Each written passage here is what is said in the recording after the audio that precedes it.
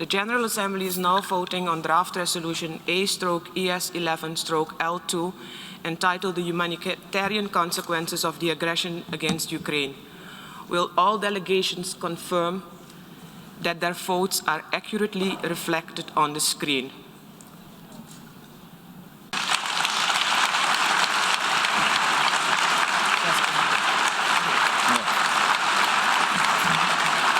It's a fresh paint on the moldy, rotten structure of the assembly, where the paint isn't actually paint, but the blood of Ukrainian children, women, and defenders. Let's spare the assembly from this shame.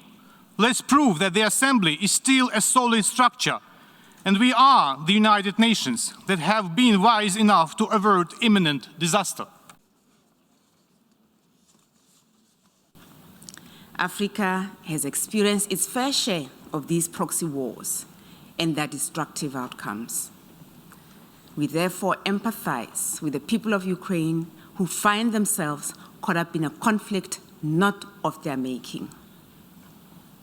War and the use of force is never a solution to international disputes, irrespective of which countries are involved. Once war has begun, it is imperative that all of us work towards peace. It is for this reason that South Africa is of the view that right now we should be more concerned with ending the war and addressing the humanitarian plight of the people that are impacted by it. Господин председатель, я думаю, не стоит долго вдаваться в причины того, почему Россия проголосовала против представленного западными странами и Украиной проекта псевдогуманитарной резолюции. Почему псевдо?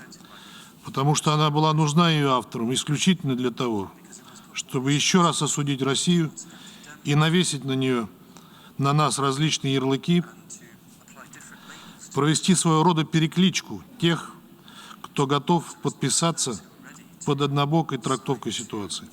Consequences of the aggression against Ukraine. Good morning, everybody. How are you this morning on this rainy day? No, it's not morning, it's good afternoon. Anyway, today, once again, the world stood united. It stood united in the face of President Putin's unjustified and unprovoked invasion of Ukraine.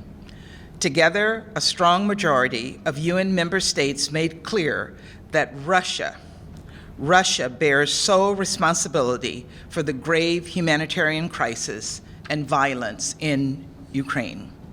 Together, we called for the protection of all civilians fleeing the conflict and for steps to mitigate the increase in food insecurity caused by this senseless war. Regarding Ukraine. Ending the war. That is what next.